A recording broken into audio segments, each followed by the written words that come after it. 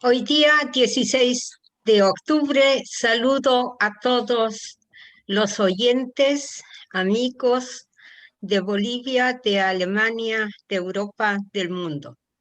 Es un placer para mí en este día presentar a 3 autores bolivianos residentes en Europa. Al señor Carlos Toranzos, al señor Carlos Deca Molina y al señor Carlos Rocabado. Al último, hablaré un poco sobre mi libro. Bueno, es una magia, como decía ayer José Luis Paiseiras. Yo descubrí, o los encontré, o me encontraron, no sé, a estos 3 autores, y yo busqué en una lista de autores bolivianos de la Cámara del Libro de Bolivia, encontré los nombres, escribí muchos emails, y me contestaron muy pocos. Y luego de esos pocos volví a escribir, te di la ficha técnica del libro y un video, muchos me mandaron, muchos no. Luego, poco a poco fuimos seleccionando y aquí tenemos a estas eminentes personas y dejo con la palabra a Carlos Fernando Toranzos. Por favor. Muchas gracias. Buenas tardes. Es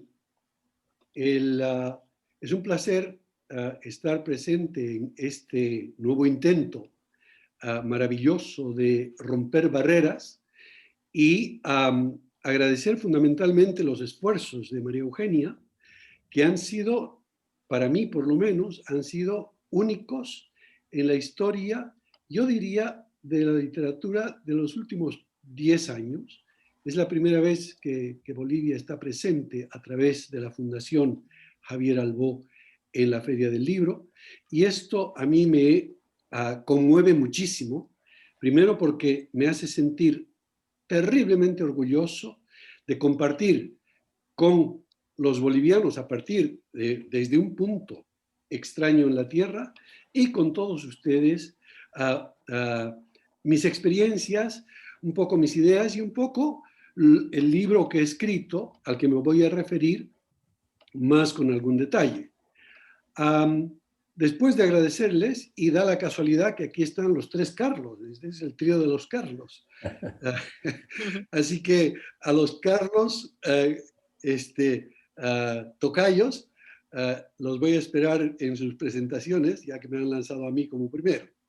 Bueno, sin ir a más, voy a presentar el libro que se llama Más allá de los sueños.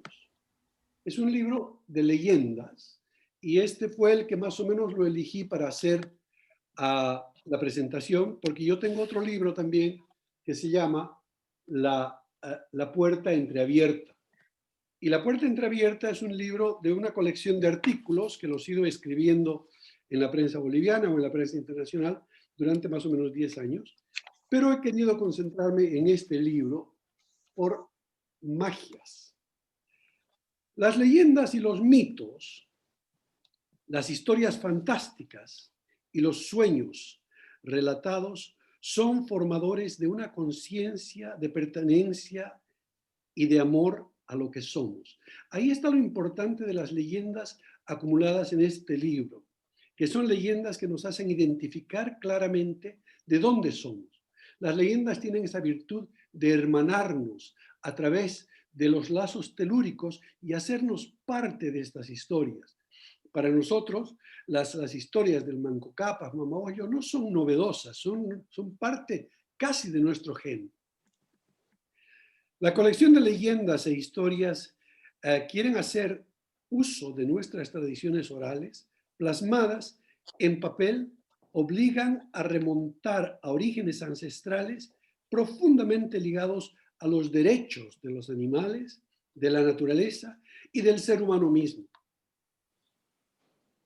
La colección de historias y leyendas que agrupan esta obra son elucubraciones fantásticas que, sin ser por ello, no reales. Lo que la leyenda hace, lo que hace de cada leyenda historia y leyenda real es la conexión telúrica con el sol, la luna, los animales y las montañas. Espero que el lector se anime por el misterio que encontrará en estas imágenes y en estas palabras, tan palpables como su realidad misma, y que nos hagan otra vez parte de este mundo maravilloso del cual somos intrínsecamente parte. Les voy a mostrar un pequeño vídeo sobre el libro y luego les voy a leer una de las leyendas, ¿vale?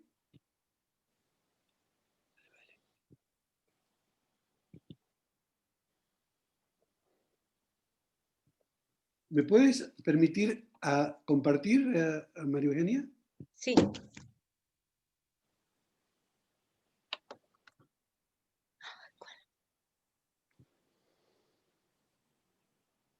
¿Cuál? Ahora, Dime. mira, ¿Cómo se llama? Ahora, se llama Más allá de los sueños, está en mi desktop. Ahora lo encuentro, creo. A ver, espérate. No. Aquí, a ver si me sale.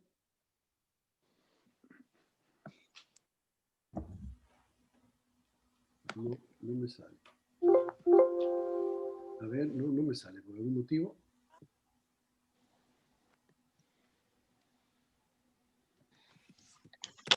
Ahora veo. A ver, parece que sí, ¿no? Todavía no. A ver otra vez. El último intento. Si no, ya me paso directamente a leerles la...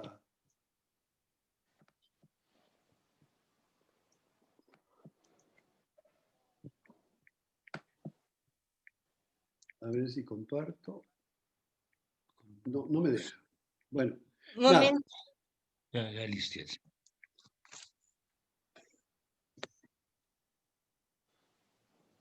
¿Sí? ¿Hay alguna novedad? Sí, sí.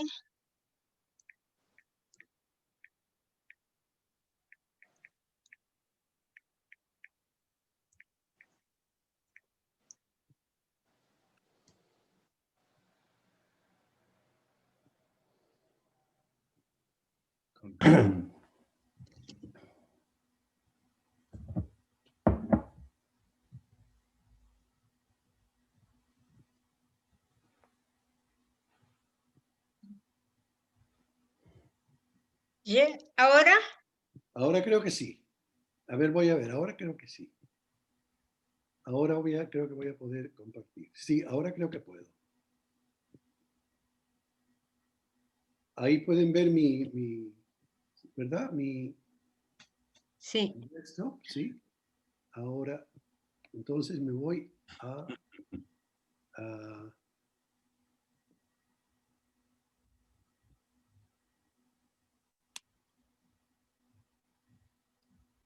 pueden ver mi desktop, ¿verdad? Sí.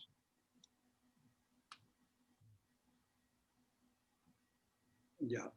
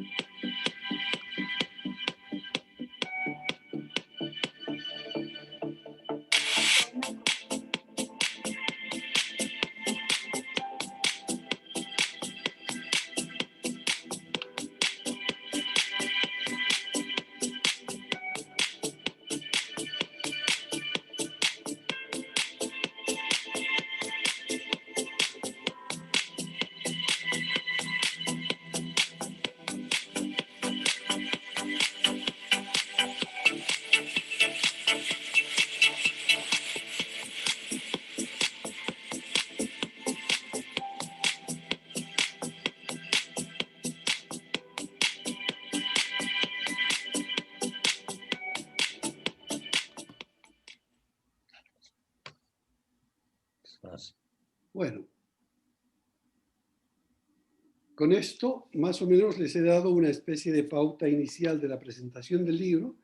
Y ahora creo que había gente esperando, María Eugenia, en la sala de espera, lo vi. Sí. Si podrías darles acceso.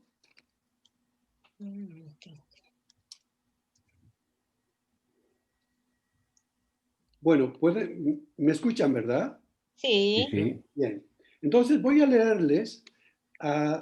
Escogí esta leyenda porque me pareció muy relevante hablando de ayer, la gente que trabajó en Tiahuanaco y son conocedores del lago Titicaca. Decidí entonces a leerles esta leyenda sobre cómo nació el lago Titicaca. Nadie sabe que el lago Titicaca fue en realidad un mar. Entonces, las montañas que hay ahora eran chiquititas. El Illimani, el Huayna Potosí, el Mururata y otras maravillosas montañas eran piedrecitas en el camino de los peces. Pocos saben que en las tardes de verano unas ranas jugaban subiendo a la superficie del mar y bajaban a toda velocidad. Así pasaban las tardes. Hicieron un hábito de este juego, lo llamaban el juego de arriba abajo. Las ranas eran jóvenes, habían sido renacuajos hacía muy poco tiempo y como sus papás y sus mamás les dejaban jugar, ellas y ellos hacían eso, jugaban y tenían sus fiestas de juego. Inventaban nuevos modos de subir y otros más interesantes de bajar. El subir era lo más fácil porque podían, desde el fondo, impulsarse con sus patas largas y salían volando, es decir, con muchísima velocidad. Llegaban a la superficie, veían y si les faltaba alguien, hacían gestos y que todos entendían, se ponían en línea y una vez que reganaban la respiración, a contar. Huk, Iskay, Kimsa, o en Aymara, Maya, Paya, Kimsa y ¡pum! Metían la cabeza, con todo el esfuerzo agitaban sus patas largas y desaparecían de la superficie del agua. Solo dejaban una larga estela de espuma en el agua y por supuesto nadie sabía que eran las ranas. Y así pasaban las tardes hasta que una tarde, esa tarde en especial, lo que nos interesa es esta tarde, 3 ranas negras y de barrigas blancas, fuertes, nadaron tanto, que llegaron al fondo mismo del mar. Dentro, muy dentro del mar, descubrieron un tapón. Esas ranas se llamaban Catari, víbora, Wari, vicuña, Guaira, Otaya, viento. Llegaron tan profundamente, tan hondo en el mar, que sus pulmones estaban a punto de reventar. Se miraron y vieron que cada una tenía la cara azul y los ojos saltones como canicas de color. Se hicieron gestos para subir y en cuanto quisieron hacerlo, se extendió una mano misteriosa, o lo que parecía una mano, que les impedía subir. Catari se puso al lado de Wari y Taya, las abrazó, se miraron otra vez y vieron que la mano había desaparecido y lo que quedaba ante sus ojos en el fondo era un tapón. Ese tapón tenía una cuerda muy brillante que flotaba y se movía bailando al ritmo de la corriente del agua. Catari cogió la mano a Guaira, Guaira a Wari e hicieron un círculo y con un último esfuerzo cogieron la cuerda dorada que bailaba y al agarrarla, ¡patatán!, saltó el tapón y fue volando por sobre sus cabezas. Del fondo del mar, por el agujero del tapón, como una nube, salió un aire que las envolvió como un manto. Las manos seguían cogidas. Asustadas, vieron cómo el agua empezaba a irse cada vez más rápido y más rápido. No sabían qué hacer. Veían cómo el agua desaparecía por ese agujero sin tapón. Notaron que podían respirar mejor, pero querían encontrar el tapón. El agua se iba y vieron cómo empezaron a aparecer las montañas. El Illimani con una sonrisa eterna y blanca, el Mururata con una barba blanca y el Huayna Potosí con una falda larga. Vieron que el agua se desvanecía. Katari se soltó de las manos de Wari y subió hasta el Illimani. Allí mismo encontró el tapón y lo lanzó con fuerza para que Guaira y Wari lo cogieran. Cogieron el tapón y con mucha fuerza lo devolvieron al lugar. Al fin, el agua se quedó tranquila. Katari, que estaba ahora en las alturas de donde bajó arrastrándose, no podía saltar. Se miró en el agua del lago y vio que era una serpiente. Llamó a Guaira y ésta solo apareció silbando. Llamó a Wari y ésta estaba en la otra orilla comiendo paja brava. Se juntaron Katari, Guaira y Wari y decidieron que nadie, nunca más, sacaría el tapón del lago. Entonces nadaron por última vez, ellas como pudieron, y reunieron a todas las ranas y les dijeron que no jugaran más a subir alto y bajar hondo, que mejor construyeran un anillo de plata para cuidar el agua del lago. Y así fue. Por eso las ranas cuidan del lago Titicaca. Guaira sopla cantando, Katari cuida del Illimani y los otros apus, el Mururata, el Huayna Potosí. Wari da paseos eternos sobre ellos por el altiplano, comiendo paja brava y sintiendo la mirada de Wari y Katari. Es así como el lago se hizo lago. Muchas gracias. Gracias. Muchas gracias, Fernando. Muy interesante. Y como tú dices, siempre tenemos una conexión todos con nuestro lago Titicaca. Y las leyendas, naturalmente, son una cosa refrescante y dulce para nosotros que estamos tan lejos de ese lago. Muchas gracias. Bueno, ahora damos la palabra al señor Rulin para que... ¿Hay alguno que no habla español? No, creo que todos los oyentes. Entonces no es necesario. Entonces no es necesario traducir. En segundo lugar viene el señor Carlos Teca Molina. Por favor, Carlos. Muchas gracias. Muchas gracias. En primer lugar, quiero agradecer a María Eugenia Centellas por invitarme a esta Feria del Libro de Frankfurt 2020.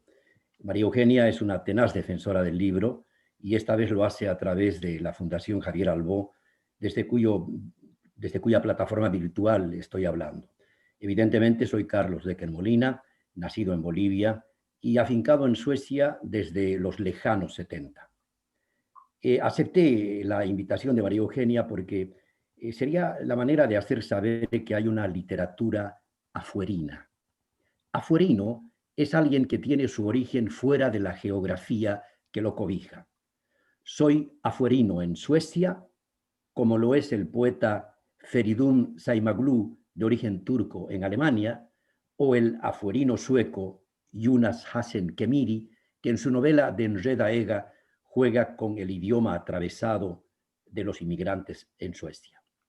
Mi creación literaria, en cambio, está escrita en castellano, pero mis personajes están desdoblados en dos, el sueco y el boliviano, el sueco y el inmigrante, en un solo individuo.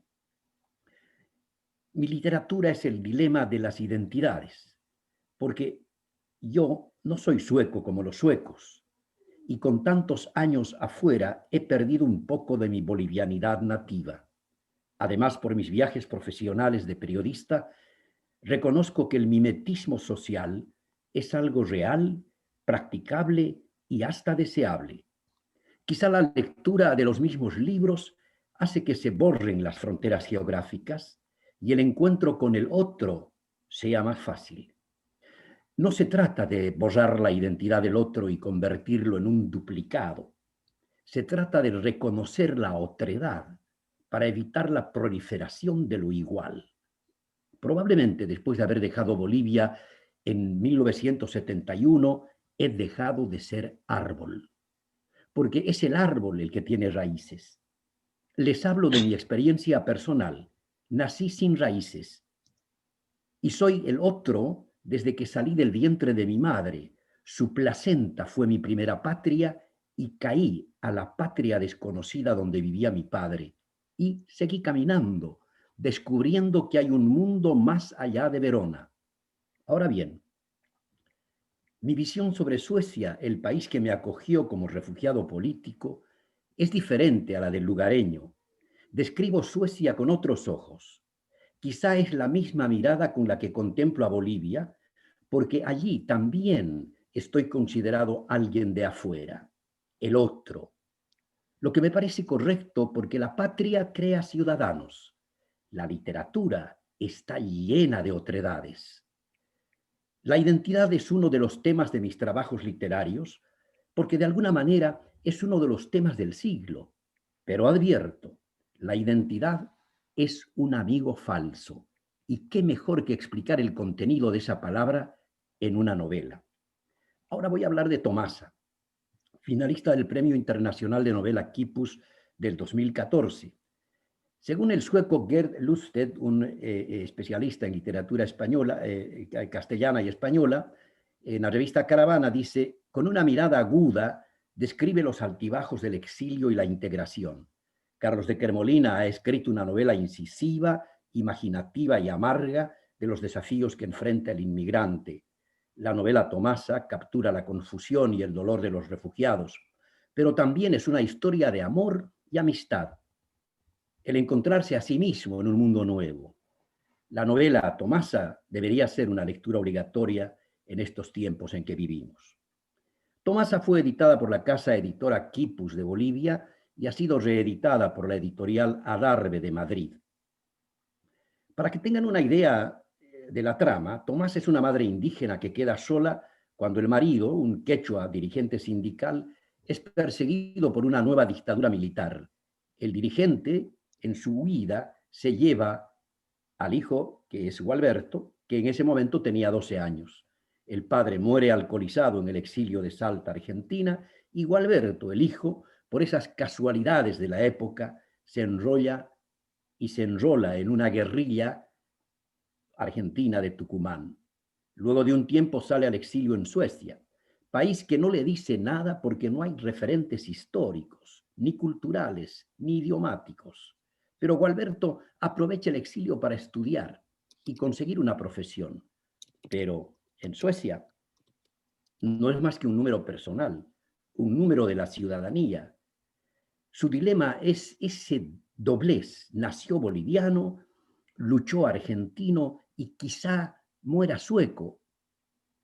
Gualberto pide a un amigo sueco ir a buscar a su madre Tomasa porque dice, no me animo a ir yo porque soy mitades. No sé qué mitad irá a Bolivia. Si va mi mitad sueca será una decepción para mi madre. Ese amigo sueco, quizás su otro yo sueco del boliviano Gualberto, es la voz narradora de la novela. Hay amores cruzados, muy suecos, pero también hay de los otros. La novela transcurre en Suecia y también en Bolivia. El sueco que va a buscar a Tomasa es periodista y llega justo en un momento de quiebre social y político, 2004. Mientras Gualberto ha quedado en Suecia, que se mira al espejo y se ve que no es él, es otro, y monologa. Me han cambiado hasta el nombre, ahora soy un número. Me han cambiado el idioma y mi manera de ser. Ciertamente soy otro.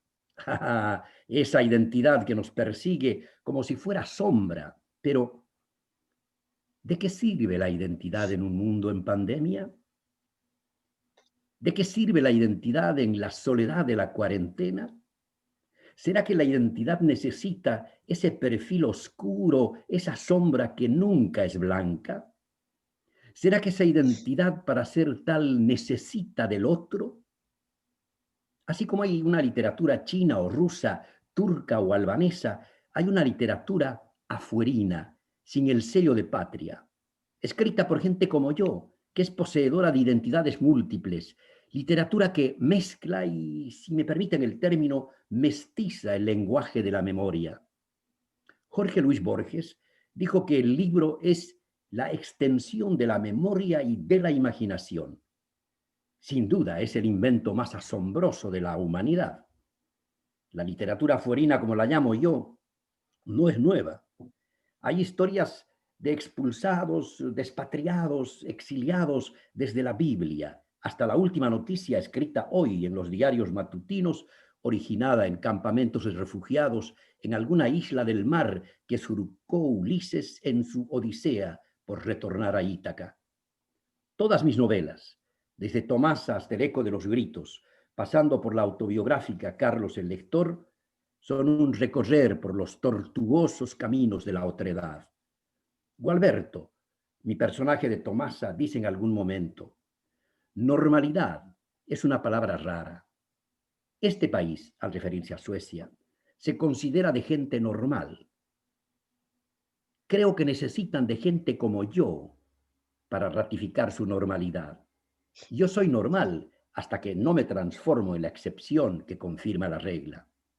Sin duda, para ratificar la normalidad, se necesita de su contrario, la anormalidad. Otra vez el tema de la otredad. La intención de Tomasa, de mi novela, no es explicar nada, sino acercar al lector a un mundo nuevo que está en las puertas de cada país.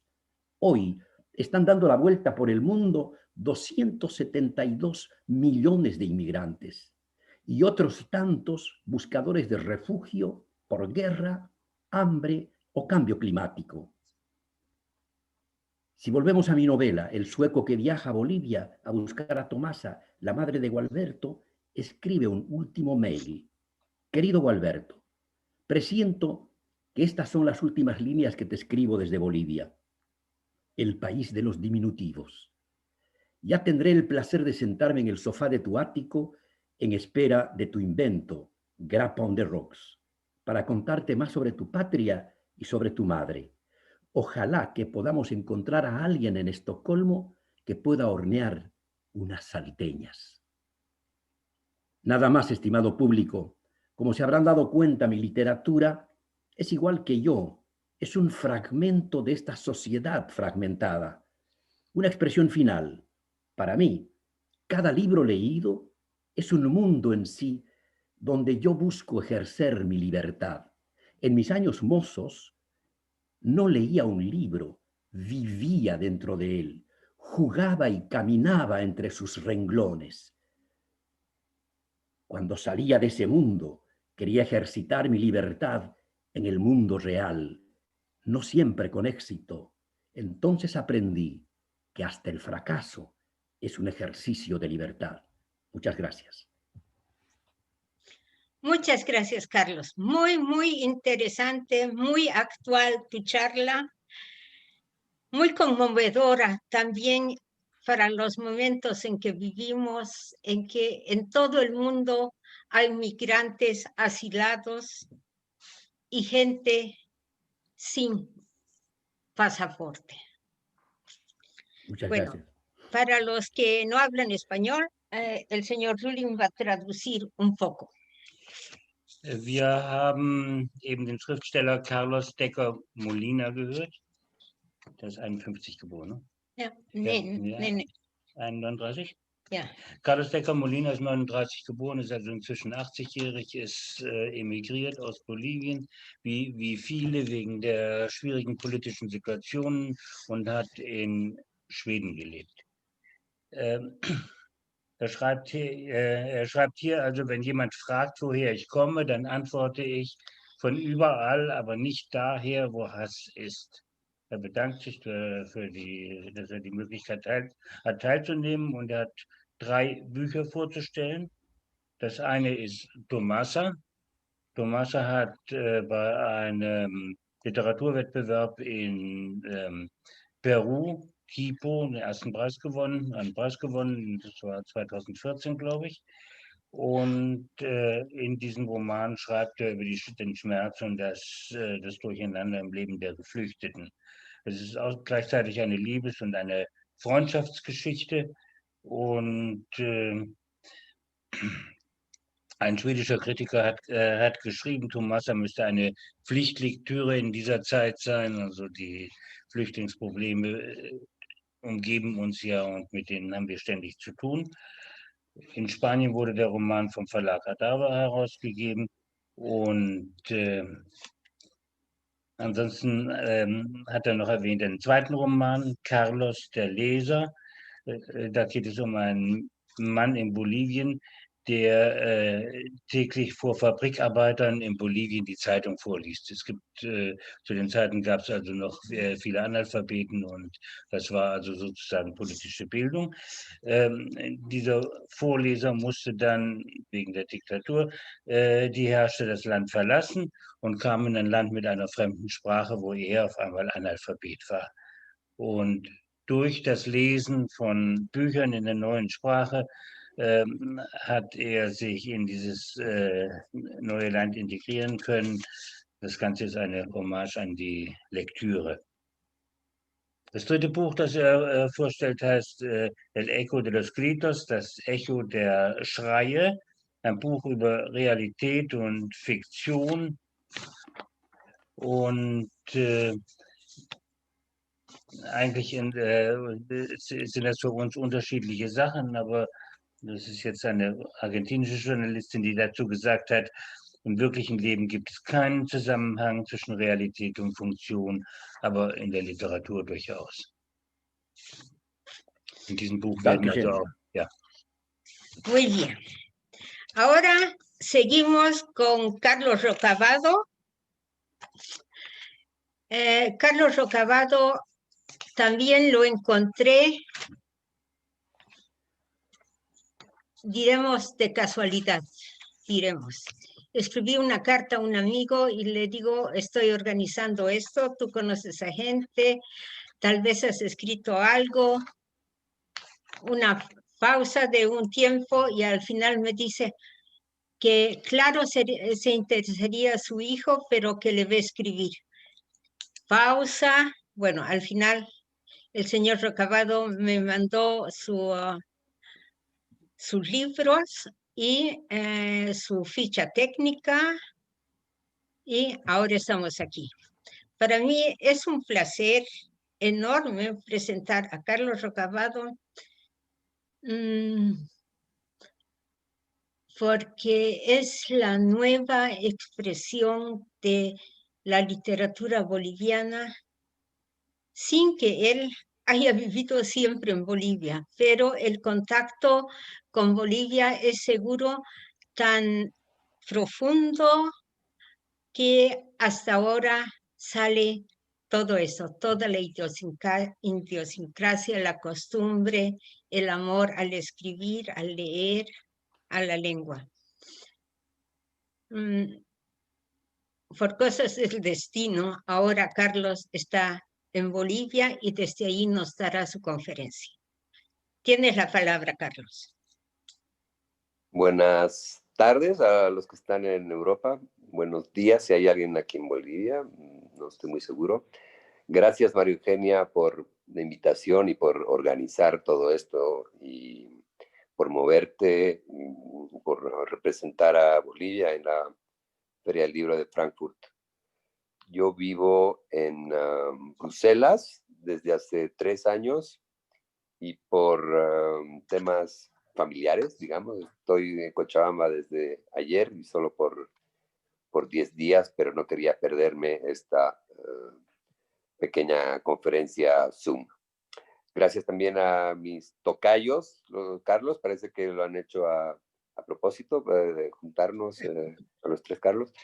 Yo no he preparado ni un video ni un texto, pero quería tal vez reaccionar sobre todo a las palabras de Carlos Decker porque me han tocado en el corazón. Yo soy alguien que, he nacido en Bélgica, estudiado en Bélgica, pero la mayor parte de mi vida he vivido en Bolivia. Y los libros que he escrito, en realidad, hasta ahora he escrito solo 2 libros, un cuento infantil y un cuento para adolescentes. El último libro que mandé justamente a María Eugenia, que se llama El ritmo de Los Ángeles. Estos dos libros están basados justamente en mi infancia y en mi adolescencia en Bolivia.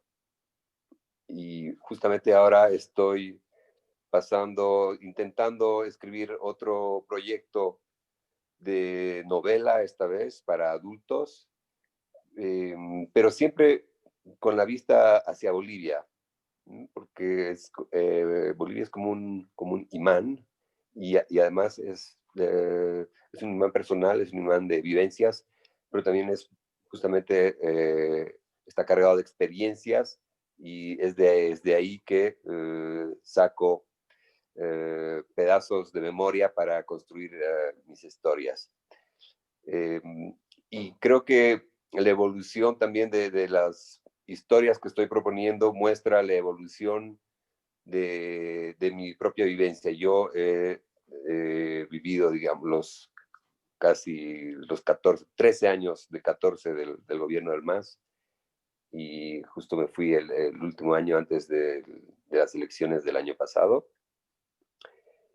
y tal vez con el juramento de no volver,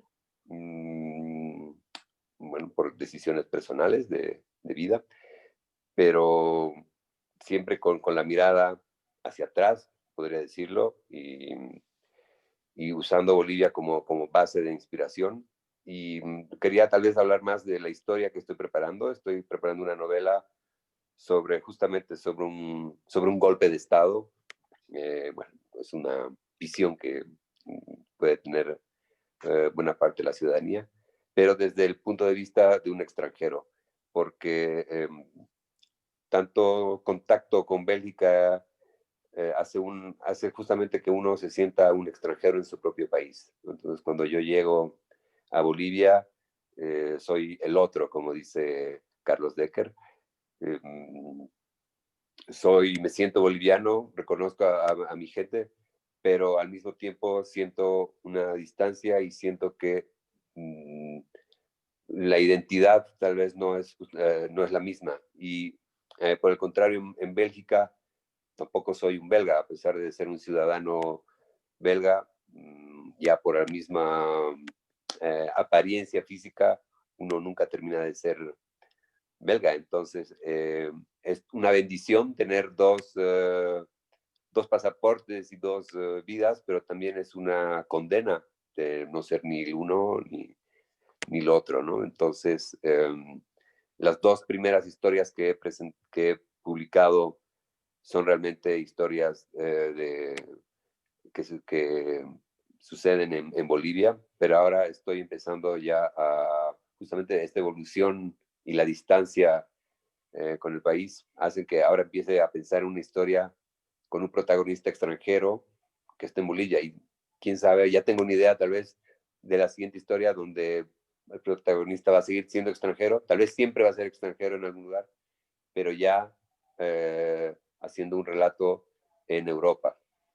Y es como el espejo de mi propia vivencia, ¿no?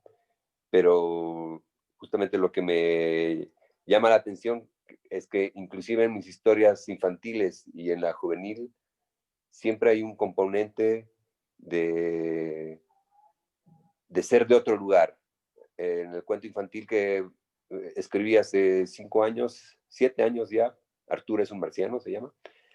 Hay un niño que llega de un país extraño, nunca quiere decir de qué país es. Habla un poco distinto, habla un poco como un colombiano o como un español. Y es esta parte de mí que se siente siempre un poco extranjero. Y en esa historia juvenil, ese es el libro que justamente mandé a Eugenia, El ritmo de Los Ángeles, es una historia de adolescentes. También hay otro chico que está en Bolivia, pero se está yendo.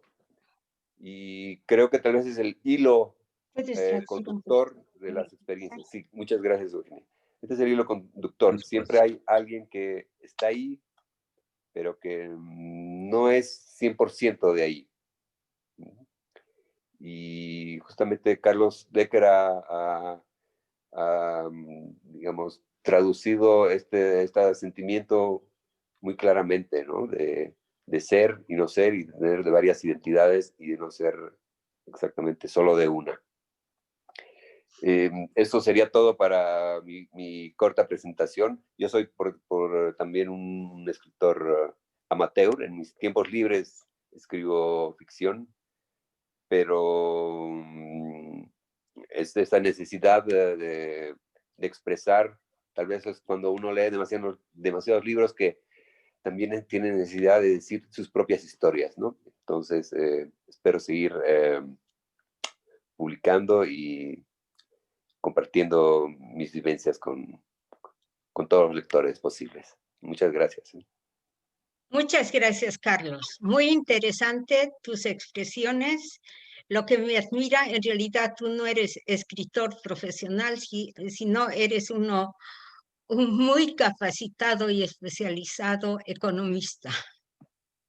Sí. Ya vi en tu currículum que trabajas en todo el mundo. Y bueno, para los que no hablan español, el señor Rühling va a traducir un poco. Also ich werde kurz zusammenfassen. Carlos Rocabada ist 1977 geboren. Seine Eltern sind seinerzeit nach dem Panzerputsch aus Bolivien emigriert nach Chile. Chile kam dann der Pinochet-Putsch, sie konnten wieder nicht dort bleiben, sie sind dann weitergegangen nach Belgien. In Belgien ist Carlos Rocabado geboren. Die meiste Zeit seines Lebens, hat er gesagt, hat er in Bolivien verbracht, also in Zeiten, als die Familie wieder nach Bolivien konnte. Seit 3 Jahren arbeitet er jetzt in Brüssel. Und er sagt, es ist also eine ganz eigenartige Situation, wenn jemand so zwischen zwei Ländern sozusagen dazwischen hängt, von mir aus auch mit 2 Pässen. Wenn er in Bolivien ist, dann ist er immer noch der Europäer, und wenn er in Belgien ist, dann ist er auch kein Belgier, dann ist er der Südamerikaner. Das ist also eine Situation, mit der man dann zurechtkommen muss. Er arbeitet auf einer Bank, hast du gesagt, ne? Ja. Aber er hat 2 Bücher geschrieben, ein Kinderbuch, ein Jugendbuch. Beides handelt also auch von der Situation von Kindern in einem fremden Land. Und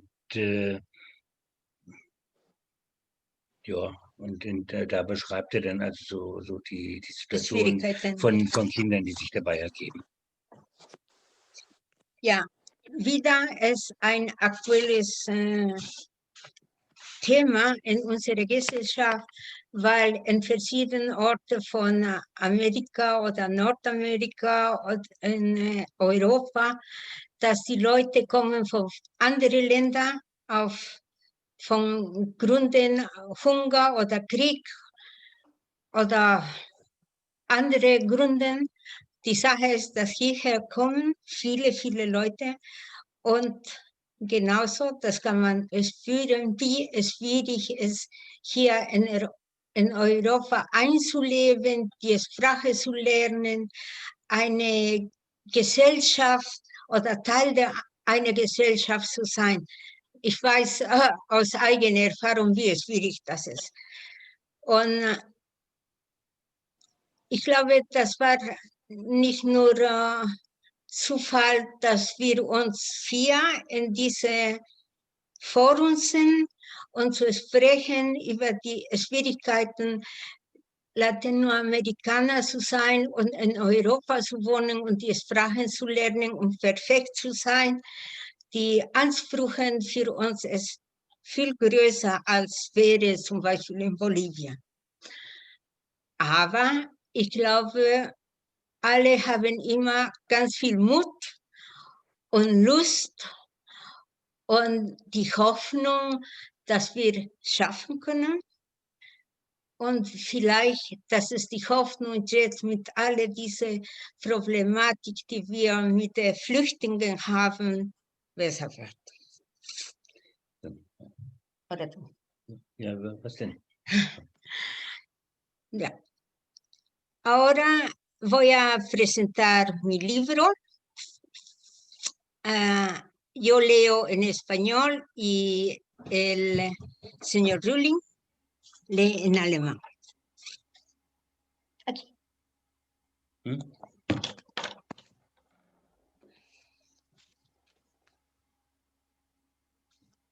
¿Se ve? No, ese es el español. Este es el español, sí. Este es Sí, ya. tuyo. Ya. Ahora yo leo de aquí. Muss erst mal sagen, um was es geht. Ja. Ja, kann probieren, um was es geht im Buch. Este libro lo escribí el año 16, lo trabajé hasta el 17 y el año 17 lo publiqué en Madrid. En Madrid lo presentamos en la Feria del Libro de Madrid, luego estuve con un reportaje en una radio internacional de España. Lo presenté también en Bolivia el año 17 en la Feria Internacional del Libro en La Paz. Y de allí salió también la idea de que tendríamos que traducirlo. Y mi esposo lo tradujo el 18 y el 19 salió en alemán. Bueno, este libro en español fue aceptado en la Universidad de Princeton y luego en Stanford, luego está en casi en todas las universidades de Alemania. Di charlas en la Universidad de Göttingen y Jena. Y luego tenía muchos planes, pero por la corona se acabó. Ya no hay ninguna. Bueno, veremos que este año o el próximo año podamos hacer por este medio Zoom algunas charlas. El libro se charla sobre mis experiencias en el altiplano boliviano cuando yo era estudiante de medicina y cuando el señor Banzer cerró todas las universidades. Él no quería líos con los estudiantes y cerró todas las universidades. Mi madre me veía llorando todos los días y por eso me mandó a trabajar al campo para que haga algo, por ejemplo, lavar jeringas. Y de esos recuerdos escribo este libro. Dora no venía a menudo. Siempre tenía una disculpa porque venía o no podía venir. Ella me invitaba a su casa, que quedaba muy cerca de la facultad, a tomar té. La casa de Dora tenía un patio grande, un jardín y 2 árboles. Al entrar a la mano derecha había una habitación grande dividida por un estante de libros, entre la sala y el dormitorio. A la cocina se subía por 3 gradas. Dora vivía con su nana Mati. Si Dora no estaba allí, cuando yo llegaba, Mati charlaba conmigo y me entretenía. En la casa de Dora conocí a mucha gente, Conocí también a un don que me enseñó a hacer arroz con leche y me contó mientras cocinábamos acerca del marxismo. Don tenía muchos amigos, conocía a muchos de ellos. Ferdi era uno de sus amigos, arquitecto y liado con su docente. Este Ferdi tenía el mismo apellido que mi Ferdi de la universidad, que era el número 12 en la lista. 2 compañeras de mi curso y yo hacíamos listas con los muchachos que nos gustaban. Si se dejaban ver, les aumentábamos un punto y si no, los borrábamos de la lista. Un día me dijo Dora, ¿sabes que a tu amigo Ferdi lo están buscando? ¿Buscando? Se refería al Ministerio del Interior.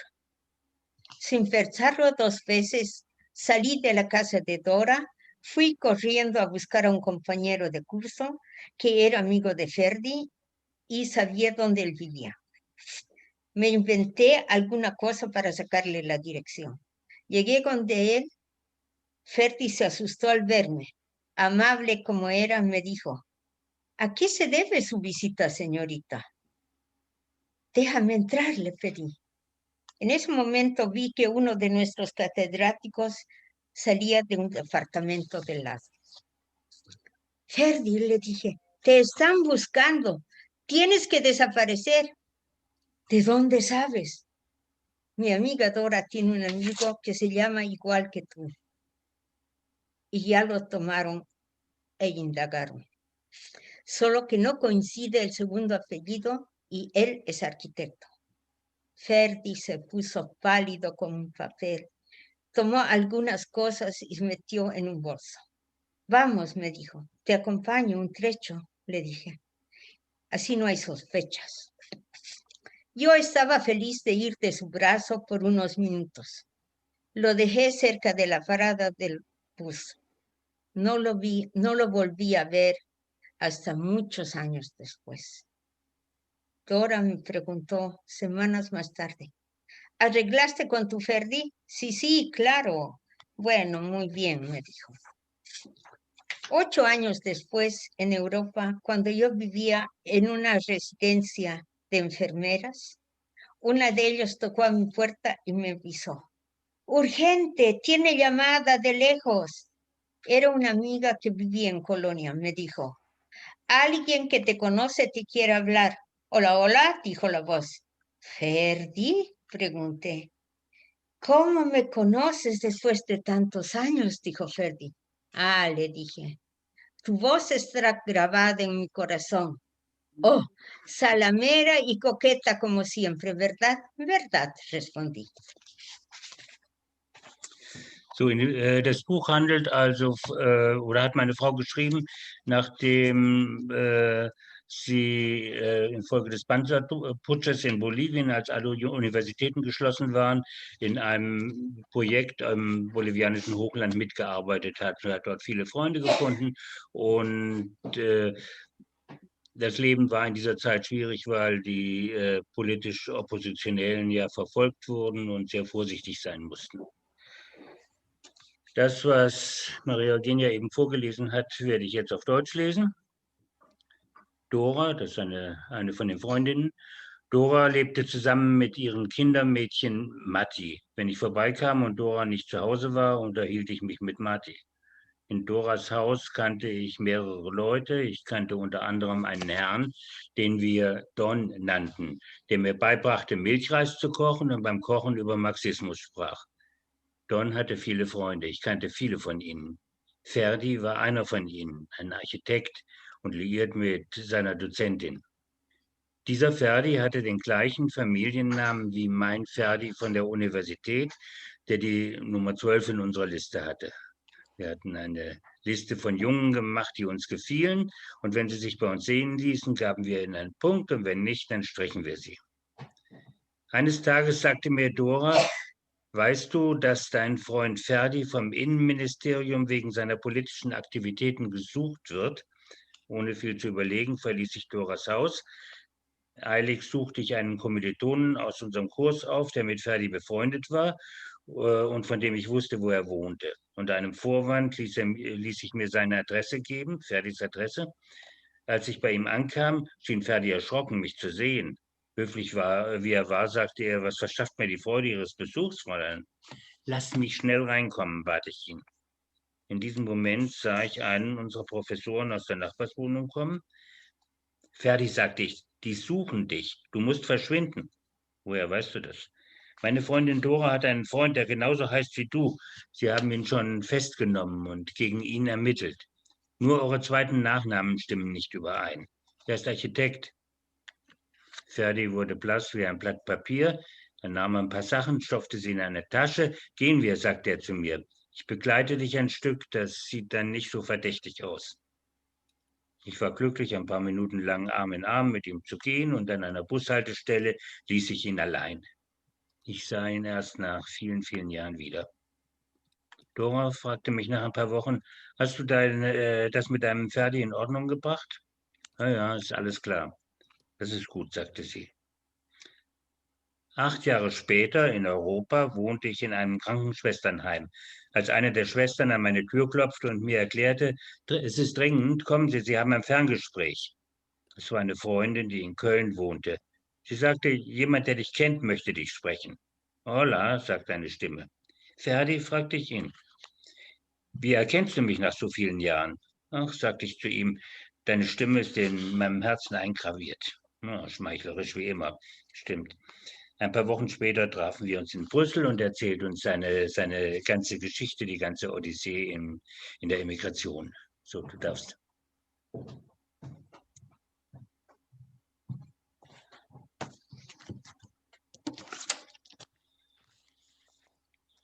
Ja, das ist ein Teil von meinem Buch.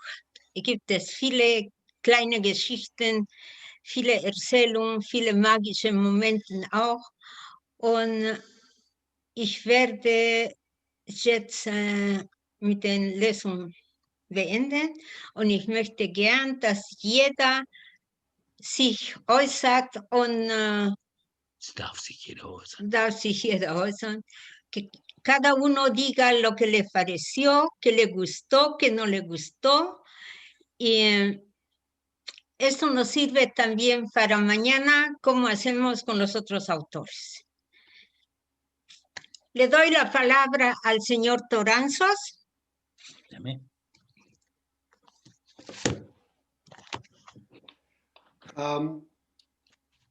Mira, creo que la experiencia esta es una experiencia única. Única en el sentido de compartir globalmente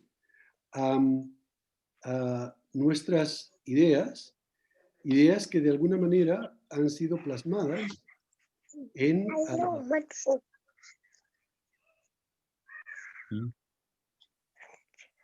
Okay. Sigue, sigue.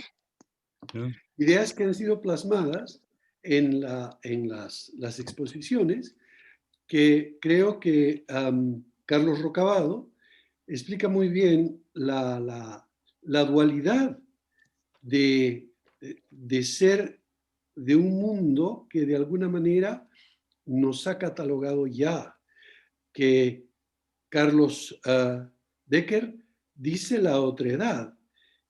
Pero de hecho, nosotros los bolivianos somos de dos lugares. Somos ya extranjeros de alguna manera, sin serlo. Y eso es lo que nos da este ímpetu de entrar en conexión profunda con nuestra tierra, con una cultura que además es una cultura que se ha universalizado, una cultura que está presente desde México hasta Tierra del Fuego, y que se amplía por otros caminos muy interesantes y que se junta casi con toda la cultura universal. Y creo que esto ayuda a ver que somos ciudadanos fundamentalmente del mundo y que los pasaportes son nada más que administración burocrática y las fotos, que son esa especie de definiciones oculares de lo que en realidad no se ve. Y lo que no se ve es lo que decía Carlos Decker, es esa profundidad que se junta casi siempre en aquel lugar donde plasmamos nuestro apetito por las salteñas. Muy bien. Un poquito de producción.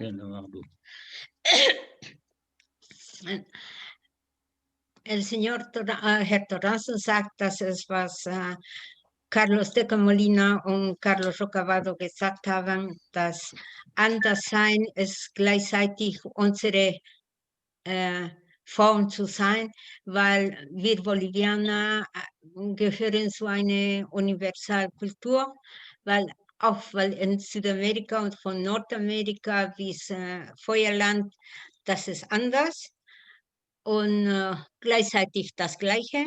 Und diese Dualität in der Kultur vielleicht hilft uns, diese tiefe Verbundenheit mit unserem Land Bolivien.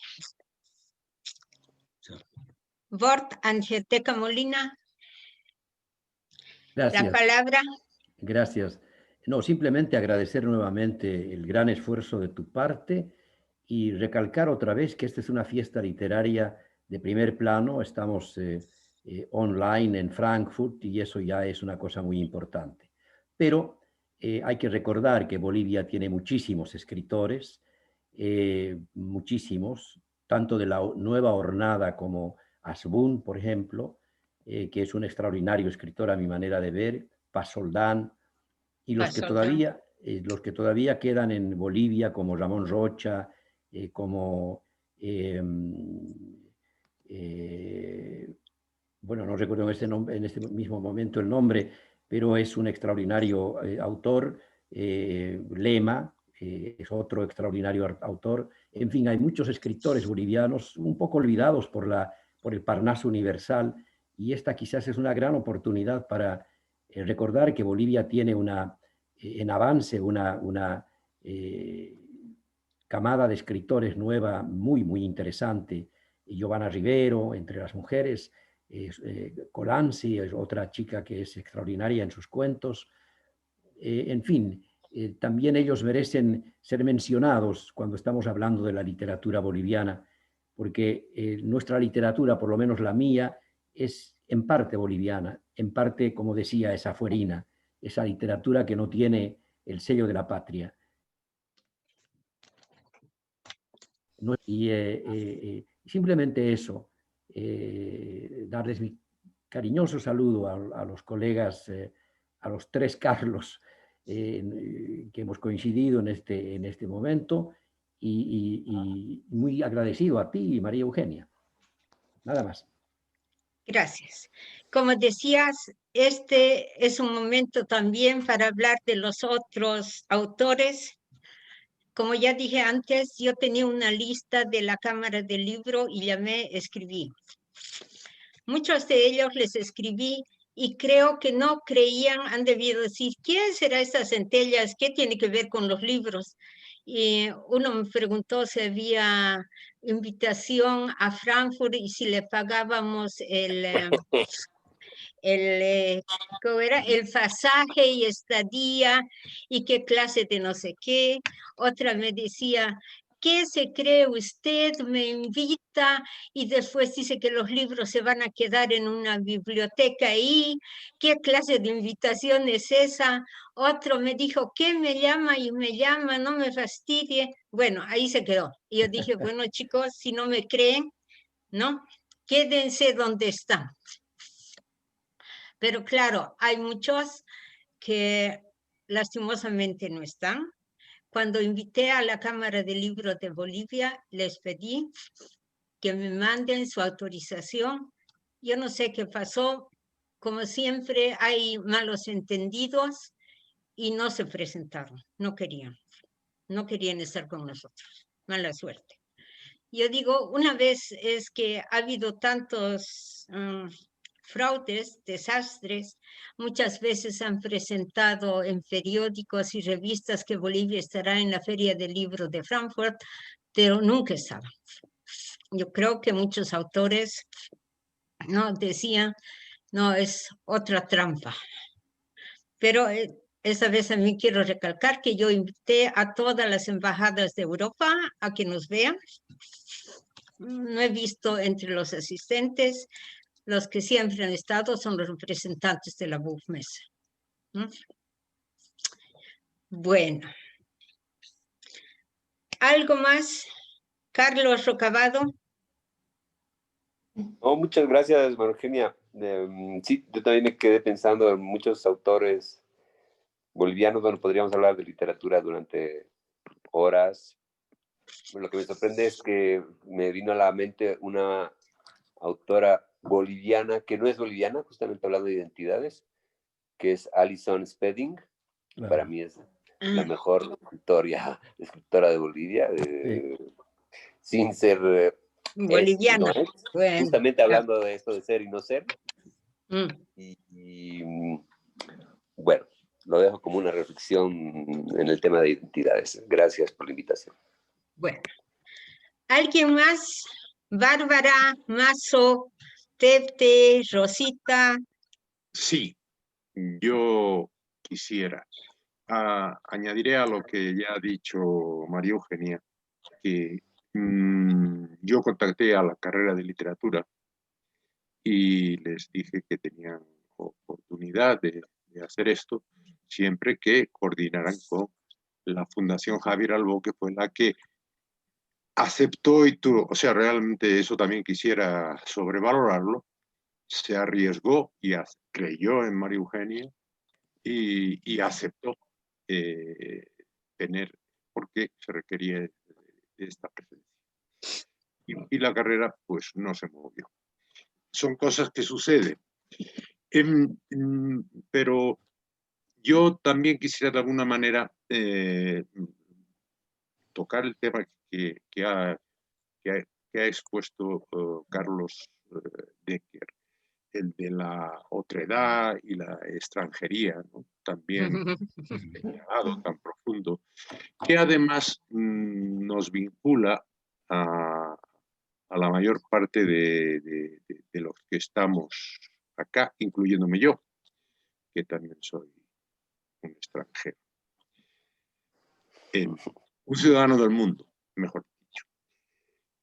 Junto con esto ha presentado la problemática de la multiidentidad, ¿no? Y de la falsa, o sea, un tema de total actualidad y que nos está removiendo a todos, incluso en este momento que afecta, ¿no? O el querer ser de una sola identidad es posible o más bien no es posible, es la multiidentidad. Y junto con ello está en relación con, que también lo ha nombrado Carlos, el de la fragmentación. Estos temas tan universales, tan literarios, a mí me han llevado me han hecho eco, por ejemplo, en parte con Arturo Borda, ¿no? Pero no solo él, ¿no? Y dado que Carlos ya ha hecho una especie de pantallazo a otros escritores, mi pregunta, ya más concreta como escritor a Carlos, es con qué, si es que lo hay, con qué autores bolivianos sintoniza o con qué autores bolivianos están cerca de su escritura. Es una pregunta difícil. Es difícil porque quizás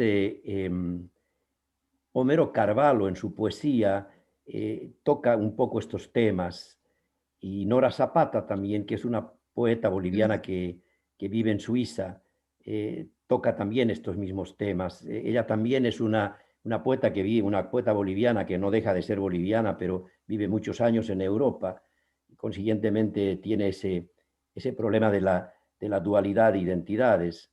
Y yo estuve con ella en un festival de literatura y poesía en Italia el año pasado. Después diría que los poetas están más cerca, digamos, a la conceptualización de esta dicotomía de identidades. Entre los literatos, yo estoy muy cerca porque me gusta su literatura, la de Gonzalo Lema, también la de Ramón Rocha, que son una generación que es un poco más joven que la mía. Yo soy de la generación que viene de los 40. Consiguientemente, también hay un cambio generacional y una nueva visión de los jóvenes en relación a los viejos. Por ejemplo, Giovanna Rivero, que no vive en Bolivia, que vive en Estados Unidos, es una de las mejores cuentistas que tenemos en Bolivia, y ahora está siendo traducida al italiano, ha sido traducida a otros idiomas. Yo sé del italiano y creo que también al portugués. Consiguientemente hay esas nuevas expresiones donde aparecen también estos problemas de la multiplicidad de identidades. Sin embargo, hay una tendencia en la literatura boliviana de ser primero bolivianos, lo que me parece correcto, porque la literatura de los argentinos es la literatura argentina porque están ahí dentro del país. La literatura de la que yo hablo y de la que está más en Europa, porque en Europa tenemos, por ejemplo, las migraciones alemanas, las migraciones turcas en Alemania, que tienen sus representantes, como lo citaba el poeta, y hay otros escritores que escriben en alemán. Y en Suecia, por ejemplo, hay muchos escritores de origen extranjero que escriben en sueco y también en su idioma. Esos son los nuevos, la nueva tendencia de la literatura. Cole, por ejemplo, que es un autor americano, es afroamericano, él es el que escribe un libro de las ciudades extraordinario. A propósito, habla de Bélgica en ese libro de las dos ciudades. Entonces hay esa nueva tendencia en la literatura de aparecer un poco como los representantes de la otredad a través de sus novelas, porque la novela no resuelve los problemas. La novela o la literatura en general no enseña a resolver los problemas, pregunta, hace preguntas, deja pensando al lector. Yo creo que esa es la mejor literatura, la que deja pensando, la que hace preguntas, no la que formula respuestas.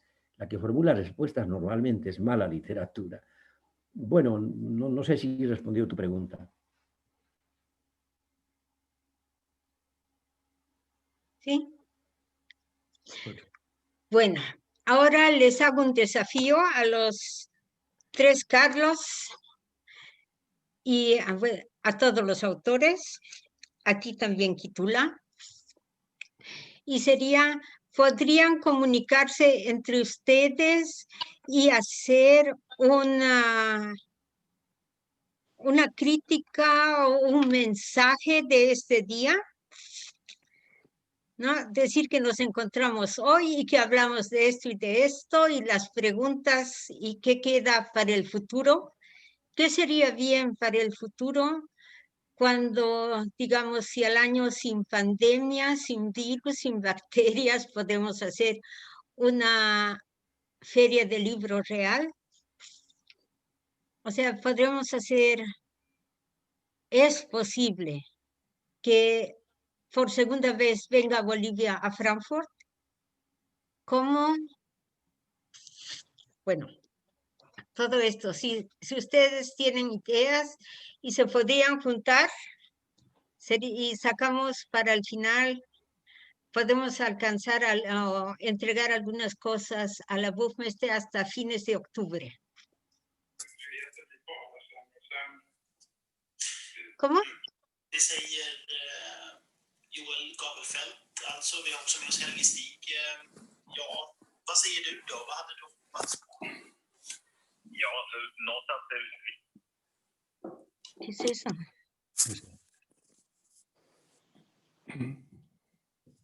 No sé qué era. Sí, bueno, yo les sí. voy a pasar sus direcciones para que se comuniquen. ¿No? Piénsenlo. Sí, yo creo que es una idea excelente, María Eugenia. Sería bueno si nos pasaras las direcciones y así ya intercambiamos directamente entre nosotros y vemos un poco dentro de la perspectiva que estás planteando, la utilidad de este encuentro y las posibilidades a futuro. A futuro. Eso. Muy bien. Bueno, con estas últimas frases me despido. Muchas gracias por la sintonía, por los vorträge, por las charlas. A todos los amigos, parientes, a todos. Adiós. Hasta mañana. Los espero igualmente a esta hora. Adiós. Muchas gracias. Muchas gracias.